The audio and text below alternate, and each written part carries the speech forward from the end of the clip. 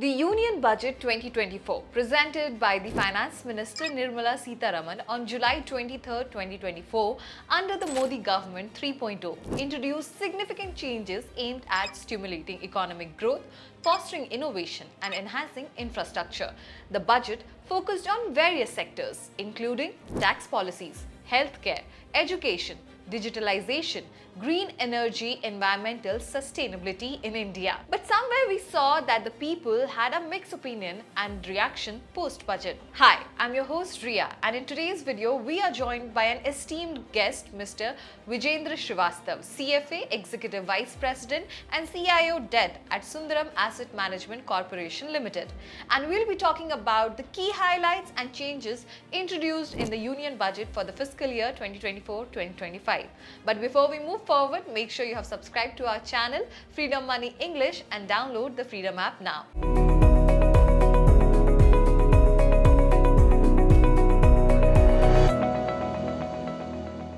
Welcome to the podcast, sir. Hi. Sir, how are you? And how do you feel after the budget? What's your feelings?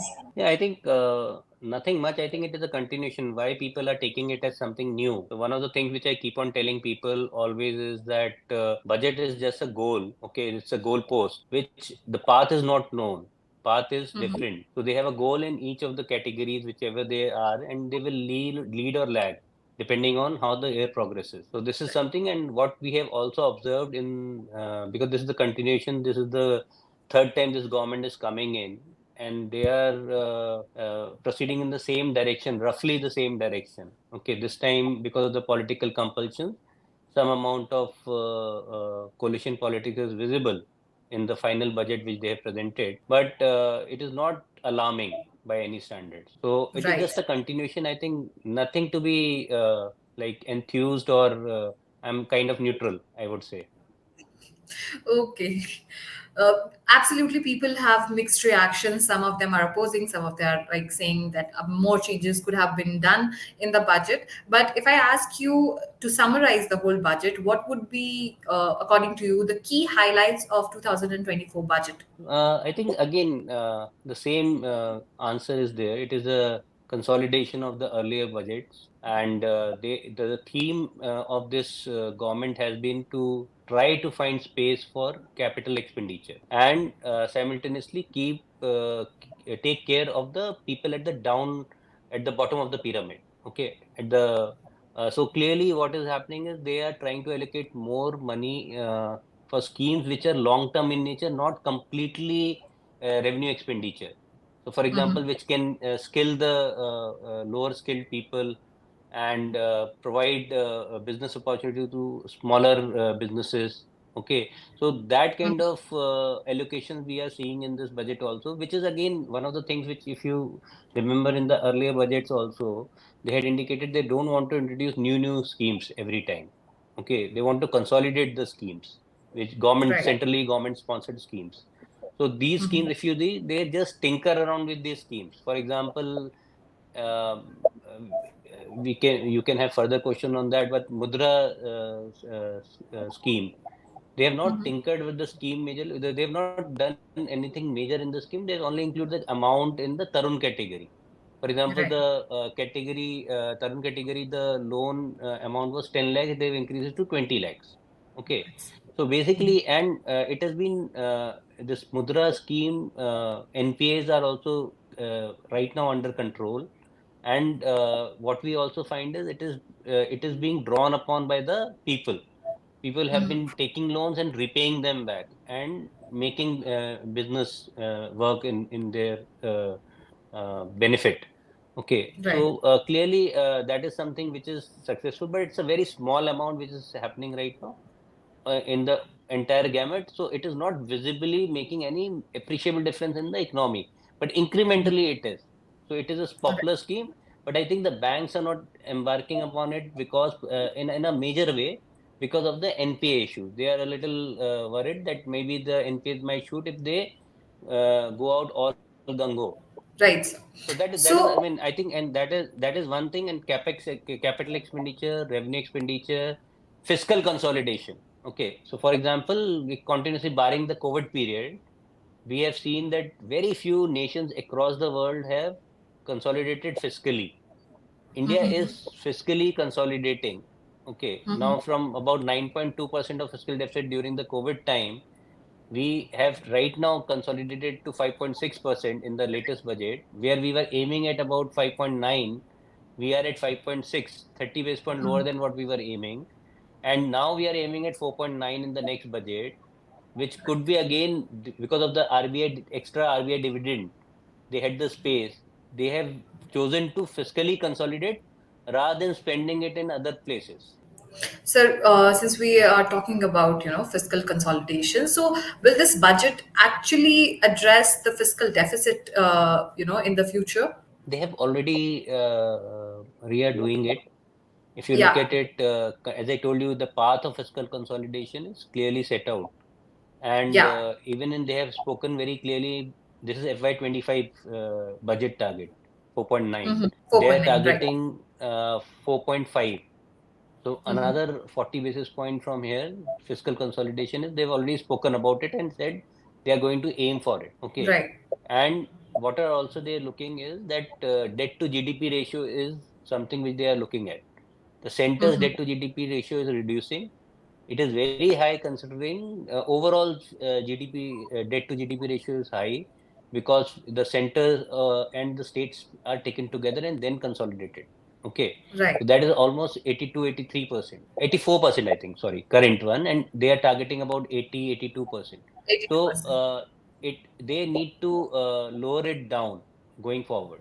Okay, and they are very conscious about it that they need to lower it down. I think that is something which is very underappreciated by the common people because they are looking for the low hanging fruits. So that is it about the fiscal consolidation. I think there is a path and they have it in their mind. Only time will tell. So if something like COVID comes up, obviously some Right. amount of fiscal consolidation space might not be available for them at that point in time. But assuming Right. that there is things are normal and or largely normal, they will proceed on the fiscal consolidation path. Right, sir. But we hope that nothing like COVID comes up again, because Correct. it really had a huge impact, not just on our country, but globally.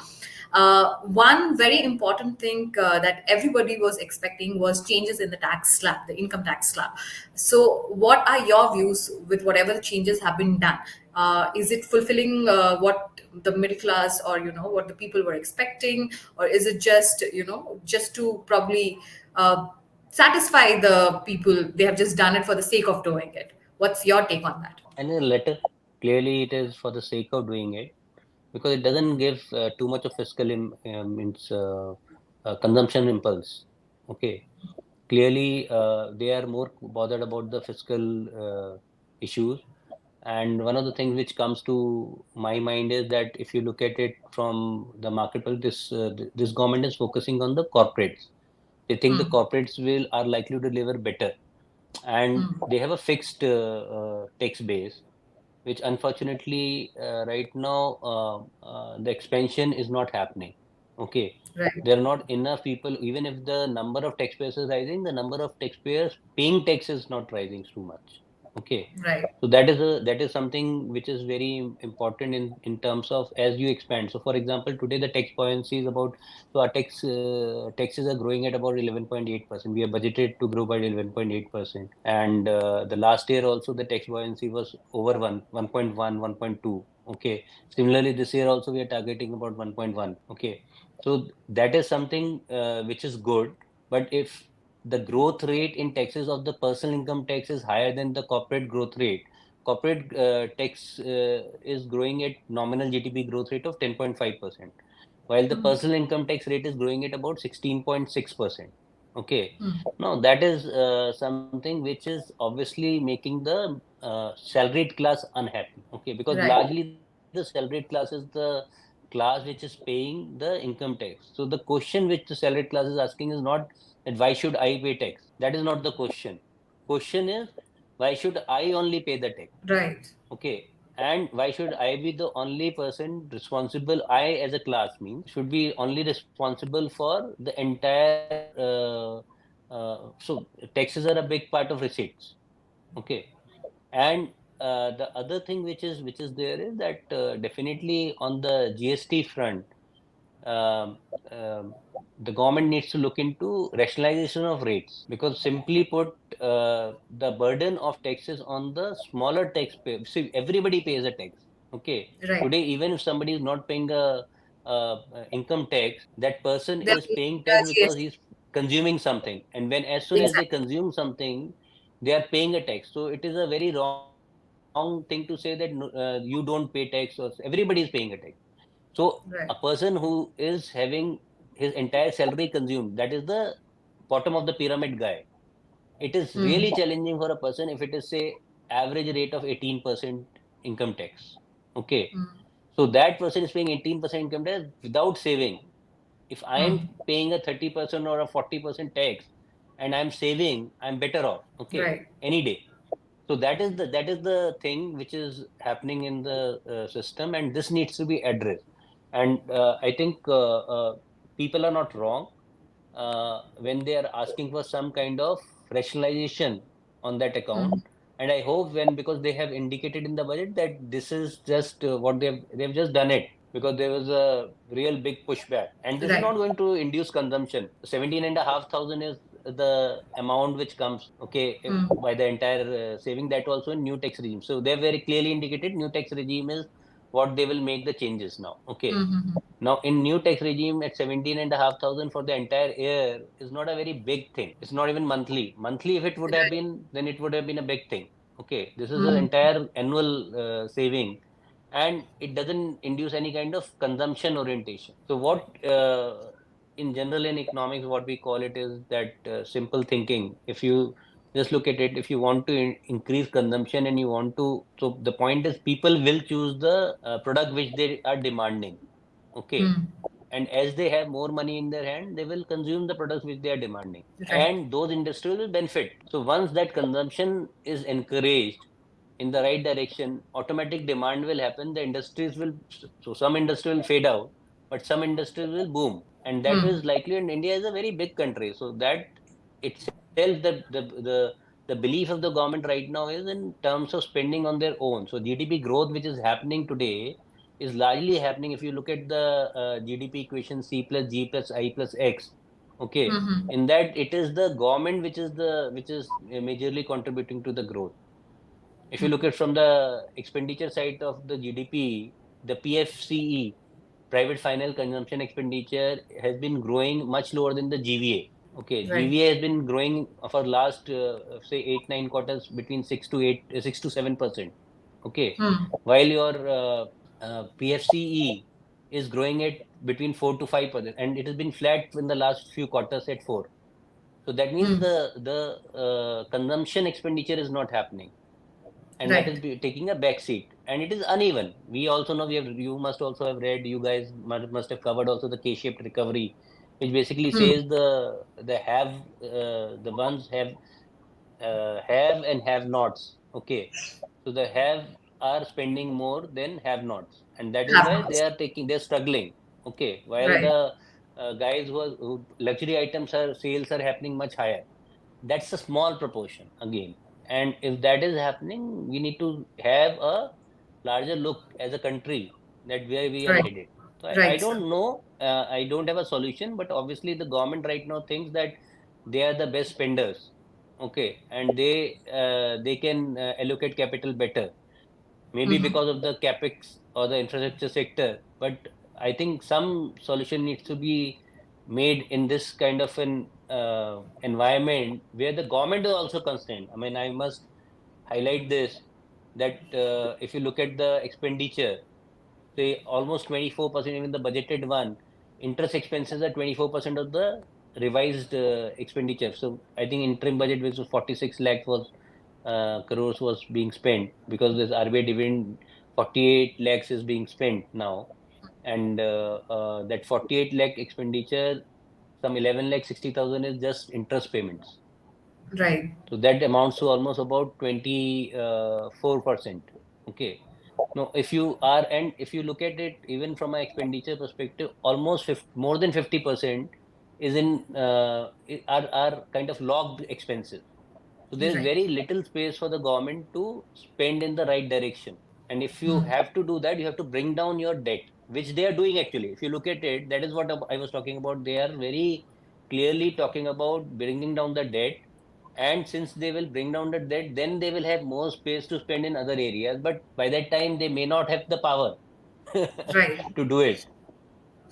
Like in one hand they are trying to manage something, but on the other hand the whole thing is slipping So, away. so this is where, so the point is that they are responsible. As that when what I can see, I think I'm not judging governments. I'm not here to judge the governments, but what I can see from the data that they are more responsible in terms of spending, and they're not making the coffers empty completely, and making us vulnerable as a country. So, for Right. example, our external debt situation is very good. We have good forex reserve. We have good foreign cover, import cover. We have low external debt as a percentage of forex reserves. So I think that all these things are pretty decent at this point. Macro stability is quite good in India, but Right. it can get. We are at that juncture where if we don't pay attention to these things, we can slip either side. Right. Sir, you just said that the consumption has to be increased, and by the people who have not, like you just gave us a differentiation between the people who are spending, who have the money and they are spending, and the people who do not have the money, they're not able to spend. So my next question to you is: to have money, also they need to have employment, they need to generate income, but there is a huge gap of unemployment at the same time. We can see we have a crisis, or we have a situation of unemployment. So what do you think, how is this budget planning to tackle the situation of unemployment in this year or in the coming years? So I think it will be a very slow process here, and because one is that skilling. So what ails any large country is you need jobs in en masse. Okay, Right. and when you need jobs en masse, we are a service economy as of now. We are at the higher skill level, so we see that the skills which are available may not be. So even today, you must have read articles also where our engineers are not having the right skills Right. in terms of employment. So skilling is also important, but right now the skilling is not at the level of engineering or at the higher levels. What is more important is the lower level, and that will only be provided by the manufacturing area, manufacturing sector. Okay. In that, I think the government is trying, but I think it is not working the way they would probably at the speed at which they would like to do. PLI schemes are successful, but they are not. So how you can say they are successful? If you look at the PMI number, Purchase Manager Index number, okay, on the manufacturing, there are three data which is released. One is PMI manufacturing, one is PMI services, one is PMI composite. Okay. So you see that PMI manufacturing has been clocking over 50. Over 50 is expansion, and under 50 is contraction. Okay. Right. India for many quarters now continuously is having over 50 on manufacturing. So clearly, and India's exports are also improving compared to where we used to be. So that is very Right. important to see.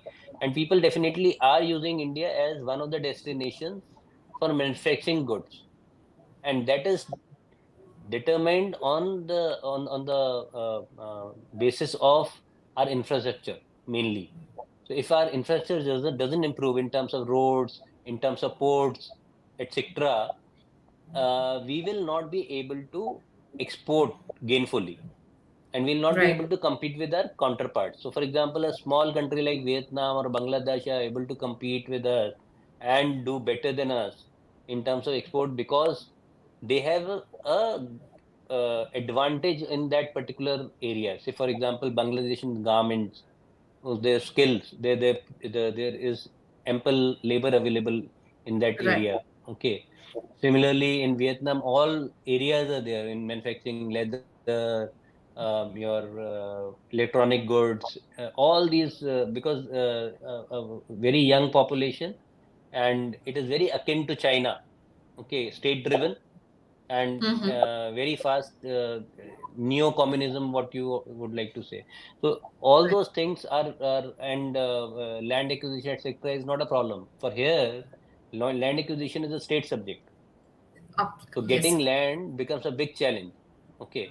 Labor laws are very old and outdated. Okay.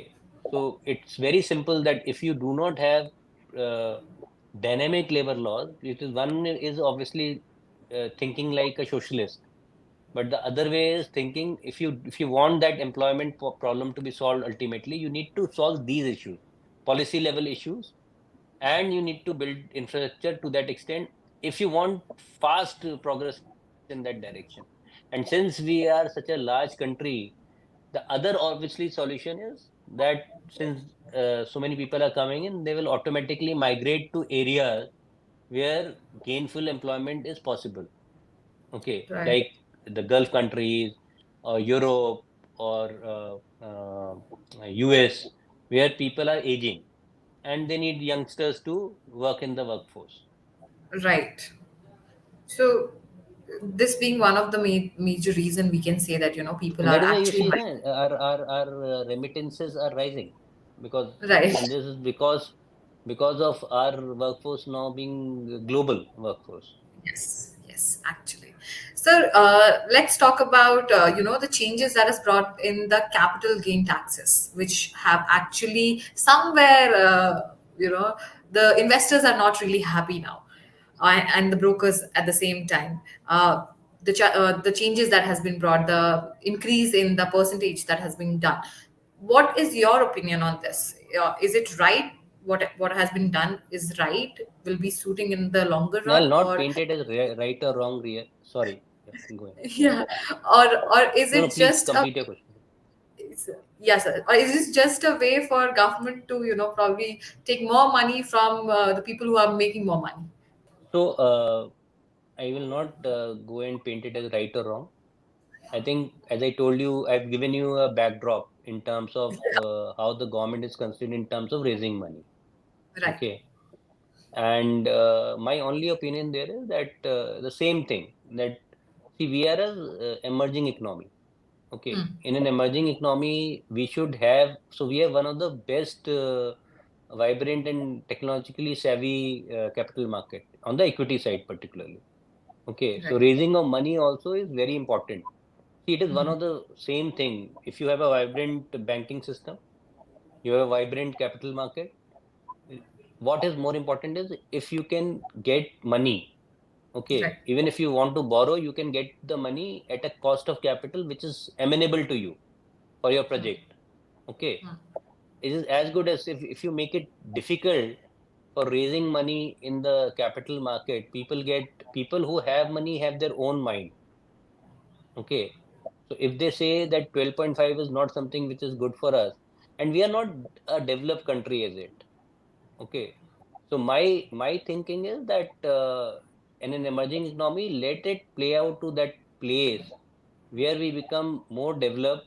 We we come to a place where we can compete with others. We have a better ability. Maybe you can start taxing higher, but not now. That is my thinking. And Oh, you should encourage the market to develop, and more diverse players come into the market. right. That is my thinking. But sir, And there is you should discourage the vulnerable class to uh, get into the market where they do not know what kind of risk they are going through. That is exactly. also true. Exactly. So that is what I was about to ask you. That there is a theory that the reason behind, I don't know how true is this. Please give your opinion on this. That there is a reason why these capital gain taxes have been increased, because a lot of people, the youngsters or the young retail investors, are putting their monies in the stock market, in the mutual funds, rather than doing the old way practices like the FDs and the RDs that we used to do, or the PPF account. The money from there is being going into the investment part. So probably to curb that, or to bring back people to that, again, that same practice, so that the bank has money, they have done this. So do you think it is one of the reason, or is it like just because government wanted to make more money So probably? if you are in a robo advisor means that if you are auto allocate. You go to an auto allocator, auto asset allocator. What happens is that 100 minus your age is how they put the money. Means basically they assume 100 as your age, and whatever is your age, that much money you put in equity, the remaining you put in debt. That is That. how the asset allocation, the traditional asset allocation. Okay, Hmm. assuming only two asset classes. That is why 100 minus age. Right. Okay, now if you go and take a look at MFI data which is available, India is a median age of about 27. Okay. Okay, 27, 28, somewhere there. You will see roughly the same asset allocation in equity debt Okay. at a gross system level, roughly. Mhm. Okay, that basically doesn't, that at least shows they are not going or veering away from the gross level asset allocation. Okay, but individuals might be veering away. So Right. some form of financial advisory needs to be in place. And because since this class has grown very fast of financial advisors, need to be regulated in a way where they are uh, forced to give the right advice in terms of not only from the money perspective, but from their individual's risk appetite perspective. So finally, Exactly. what matters is that, see, it is about a system level and an individual. Right. If somebody is putting money in equity for short term and he or she doesn't know what kind of risk they are running through, because short term money they are making, but long term, if they short term money they are making, and if they are there on only for short term, and they need to take out the money at some point, near point in time, and suppose the money is lost, that is not what they had asked for, they didn't know about it. So that kind Right. of advice needs to be given at the right time. So even if they tend to lose money, it is again on an individual what final risk they want to take, because it is individual's money and it is up to them, but advice should be right. Right. Absolutely. It is actually, it is also on the appetite, risk appetite of the individual or per se the company also. Next, I would want to ask you, whatever the new policies that have come or the incentives that has come for the startups or the small businesses, especially because the government has put in a lot of focus on these. So, do you think there is gonna be a boom in the more startup culture or small businesses culture, or are they gonna really be benefited by the new policies that have come in the budget? So I think startup culture already India has taken a lead, I think, Yes. and this angel tax abolition is a welcome step there. Right. Okay, and but it is also dependent on how the market is globally as well as locally. If the funds are available, they will get it. Okay, I don't think there is a challenge there. And this abolition of tax automatically may not making the valuations come in between, and the way that it is being priced, the government shouldn't get into the pricing. Okay, so that is something which I think needs to be either be a little watertight in terms of how you price it and what is the gain and etc. So that is something which is, we should be very transparent in terms of the way you do it at that point in time. Okay, Right. whenever you are making a deal. So your angel investor who is putting the money, at what rate he is entering, etc. These should, transparency should be there, I'm saying. But at the same time, just to, it's a perverse kind of mechanism to put a tax, because it is difficult to say that what gain the person is making. Okay, so I think that is one thing which is good, and I don't think any challenge is there at this point in time in terms of startup culture. India is leader there, and I think with the kind of number of people and youngsters available and the way they are thinking, I think this will improve only. People are Right. having more entrepreneurial spirit than earlier, and I think we are in the right direction. That's my take on that. Right. Individually, I'll not speak. Obviously, technology, we are, because I always think it like this, that when industrial revolution happened, India did not have the money, Right. and when the technological revolution happened, India had the all the brain power, and it did not require too much of capital. So that is still valid. I think technology is taking shape and making the world go around, and that is where the Indian people are coming in, because they are one of those kind of people where they may not have very now even money wise also people are becoming better, but in general it doesn't require so much of capital to Right. start a technology business, and that is the reason why they are coming up very fast. And that is why what we had seen after the liberalization, we have seen pretty good opening up of the sector, and particularly services export is very big as of now, Right. and that's primarily because of the intellectual capital which we used. Right. So I think that is one thing. I think that is not a challenge. On the small businesses side, I think it is closely associated with the manufacturing part. Okay, and all the services is also there, but services in some other way we are doing it, because then there are, say, large service providers who are, then the vendors are there who are small service providers. Right. So if say global capability centers are coming in, and India has always operated on the higher end of the value chain, typically. Okay. So small, we were there for some time in call centers, but I think it was a fleeting moment for India. Call Exactly. centers is not the mainstay for India. India Right. is operating these insurance businesses, your high-end equity research back-end offices. Okay, so all these things, if you go to, say, Bangalore, Hyderabad, you will find these global capability centers out there. So I think that is a good thing. But on the small business side, manufacturing is something which still needs to shape up our economy, and again, that is going to provide the job. Right. Okay, if onshore jobs will be provided by these people. I think some mantra we need to hit, and I think my again thing is that policies are there. Okay, like MSME. So one thing which I think not many people are speaking, but the government has lowered down the threshold for For it. trades. Okay, trades is your trade receivables and enabled discounting system. Okay, so in this system, basically the bills raised. So small businesses who are there, they raise their bills on these, and there is an auction system on this where banks etc. they bid, and they on a some discount basis they buy the bills, and they recover the bills from their guys. If they are worthy, obviously they take it from them.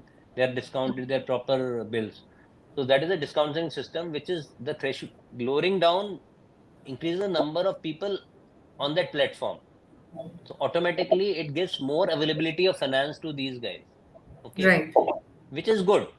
But at the end of the day, the point is that the business model, the policy, and say the land availability, again the same things, land availability, labor laws, all these things have to be taken care of. I think we need a new labor laws, because when we are we talk about one way as citizens, we talk about better infrastructure, everything, but then we also should see that what kind of environment are these countries operating. We compare ourselves with US directly, correct, Right. most of the Right. time, but Right. US has a very higher fire kind of a policy. Okay, that higher fire kind of a policy is giving them a lot of flexibility. The Exactly. entrepreneurs, they can enter and exit Hmm. when they want. They don't keep on incurring losses. Right. So from a social side, with lot of humility, I'm saying that it is I understand. Okay, somebody losing a job is not a very good thing. But Right. at the same time, the point is that if you continue losses, the person is not going to come out of that rut. That entrepreneur needs to get out of it if he knows that it is a wrong model now. Okay, and if if it's an exorbitant cost to get out of the business, again it becomes like, why should I get into the business? Exactly. Okay, that is one. Second, land acquisition. Again, getting the land easily or within a reasonable period of time is something which is very desirable. Right. So if you don't get these things and at a reasonable cost, so you don't get all these things, how can business flourish? And that That's is so why true. people who go out of India, the same people, they run businesses very efficiently overseas. Because they have everything All in these things place. within, and they, you must have heard stories in your circles where people have gone overseas, they've got the licenses, everything in within 4 5 days, 6 days, correct? And Yeah, they're because up and running. smooth. So I think that is which is required. I don't think it is a question of allocation of money alone or Right. having a scheme alone. We can This is again, I think the good thing which I like about the budget is, at least in this thing, is that they are not increasing the number of schemes. They are relying on the same schemes and tinkering with them. But I think the major thing they have not done. Major thing is they need to change the land acquisition and the labor law. Some way they need to change it in some way. I don't know what. big And whichever problem. state, if you look at it, whichever state has done it much more efficiently has progressed. Wherever Right. the state has taken that initiative that we are going to provide you land and we are going to give you single window clearance, whatever, there the industry has flourished. Right. It goes without saying, I think, that we need to actually focus on the major and the main areas rather than just allocating funds and doing nothing about it. Correct. Because, yeah. So because see the things like having a weekly heart, this gives employability to people who say a person who's sitting at home for a mother, she has some trade benefit on her. She knows some trade. She knows how to cook. Suppose he can go and put her product in the weekly heart. It's a good idea. On Right. the paper, it is a good idea, but on will it be actionable or not? I don't know. Right. And how many people would want to also do that? That was Now, the also. same thing, before you ask me, I'll tell you that, for example, this employment by the private sector. Okay. Why a corporate who doesn't have a demand for only government scheme of 5,000 rupees per, say, 15,000 rupees for first time employees and say 3,000 rupees as EPFO, will they hire any permanent person? I don't think it's likely to happen, Right. because till there is a demand for their product, they will not put people there. Okay, Right. it will only be a scam. Somebody might do it just for that scheme. Somebody might do it. Right. Okay, Right. which is again could be a scam. I don't know. Yeah, absolutely right. So whatever you just said actually makes sense also. I'll ask you one last question, and this I want you to be like like really very honest with your opinion, because we want to hear what you guys think. What were the sectors, or what were the places budget actually need to had their focus on, which they did not in the budget 2024, where they should have focused or emphasized even more, like we talked about income tax, but what other areas or what other sectors could have been done better? See, again, my point is that it's priority. Okay, and at this point in time, um, I think. As per my understanding, their priority, and I'm being honest, yeah, because it is not something which I'm making up right now, but I think, for example, see, infrastructure is definitely an area which requires attention from India, because otherwise we have been comparing ourselves with China for a long period of time. Right. But every time, if you would have also accompanied somebody who has come from outside, they would know. I am a little old. I have accompanied many people, and they used to complain about the time taken to go to from the airport to the uh, office or anything like that. And that is something which is like shameful in a country like India, because the point is you are wasting time. So I think infrastructure like metros are coming in now. At least in metro, if you somebody comes in, you can within time you can go there and take them. So that is something which is happening real time. I think that is some area of trust which they are already putting their money. Okay, roads, metros, ports. Okay, all these places they are putting the money, which is good. And the next step has could be, I think, my sector wise, I don't think there is any major, because there is private sector otherwise. Okay, defense we're already doing it.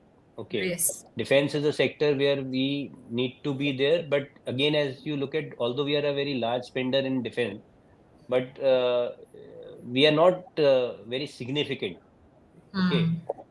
And we are constrained by our expenditure budget. Okay. Right. Clearly. So the point Right. is that particularly with the wages, pensions, these are increasing exponentially. And when Hmm. that happens, you are constrained.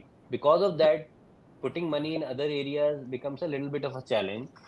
Right. And I think I can't think actually, yeah, what uh, sectors probably. So technology, probably, if you look at it, because we are already doing so good, I Hmm. would say you should not ignore a place which you are already good at. Right. You should Absolutely. look at, say, for example, artificial intelligence is something which you should have a incubation center for technology also, because we are good in technology on our own. We are self-governed, and government is not needed, by the way, there. But I would say some kind of government implicit support in Hmm. terms of technology should be there. I think railways is another area where the way it looks like our infrastructure is crumbling. If all these things, what we are seeing right now, are right, then we need to devise a way of at least from a safety angle. Probably they are See, been there for too long and they have not been, renewed again. I don't And know. I don't know. I mean, if it is a sabotage or what. See, we don't know right now. When so yes. many incidents at one go, uh, I would also take it with a pinch of salt, because the point is it's not happening earlier, it is happening now. God Mm-hmm. knows what is happening, but I would say that at least do an audit, what is happening, and if there, because it's such a large network, if you have to have safety also for the network, Yes. it's public assets, and if Yes. you do not know how to take that into account, then everything is up for. I mean, we are exposed basically. Yes. Yes. I don't want to use Right. any harsh word there. Right. But that's true also, said that if like these like infrastructure railways what you mentioned right now is commonly used by the general public, and if those are not being taken care of, the general public is exposed, and at the end of the day it's the people who makes the country, and at the end of the day the people of the country only flourishes the country in a whole Yes, also, absolutely. so No, they and have that to be is why, to end this on a positive note, I think one of the things which I keep on seeing is that I'll say this as I've spoken earlier also, and a country is as good as its people. Okay, yes. and when we say that we are asking only the government for things, and which is right, it's in a democracy, it's our right to ask. Okay, I'm not saying that we should not ask. At the Hmm. same time, what are we returning back to the Government country? of the I country. think that is something which we should honestly, each one of us should ask. We should give our, see, whether we like the income tax regime or not. We as an honest taxpayer, we should be complying with whatever the government is setting out. Okay, Right. that is something, because we are living in this country, and till the time we are countrymen, we should be doing it. That is number one. Number two is that.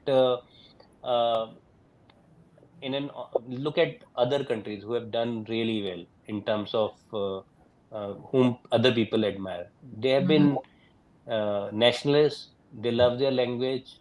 Okay, they love their culture. So I think we should not demean our culture. That is something which I think, as countrymen, we should always be proud. And I think that is that. I think there is a change. Slight change is there, but we should continue in that direction in terms of being. I'm not talking about these religious activities and all. These are not my cup of tea. What I'm talking about is that as countrymen, okay, Hmm.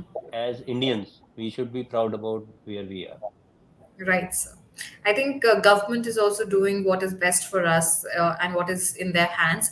But as citizens, it is our also responsibility to actually repay and If the government is not doing well, we are, it is in, at least one vote is in our hand. Okay, exactly, exactly, so that is something which you should exercise as your right, and if you want a change, you should use it. We should demand for it also, because we are in the power. We are And in there's the nothing wrong. That's why I said that we should be demanding. Demanding is not something which is wrong. It's But when we get completely to, we should be utilizing it at the fullest and at the best. It was great chatting with you, sir. It was, same here. thank you for Same here. all the insights that you gave us and to our audience. And we hope to, interact very soon on a very new and fresh topic. And hope that our audience will also enjoy this conversation. Thank you so very much for joining. Absolutely. Thank you. Thanks a lot. As we conclude our discussion, I would like to extend a heartfelt thank to Mr. Srivastava for sharing his expertise and shedding light on the intricacies of Budget 2024. Your insights have provided us with a clearer understanding of the potential impacts on the various sectors and the broader economy. To our viewers, thank you so very much for tuning in. Stay tuned for more updates and analysis on crucial economic developments. We'll see you in the next video. Till then, take care. Bye-bye.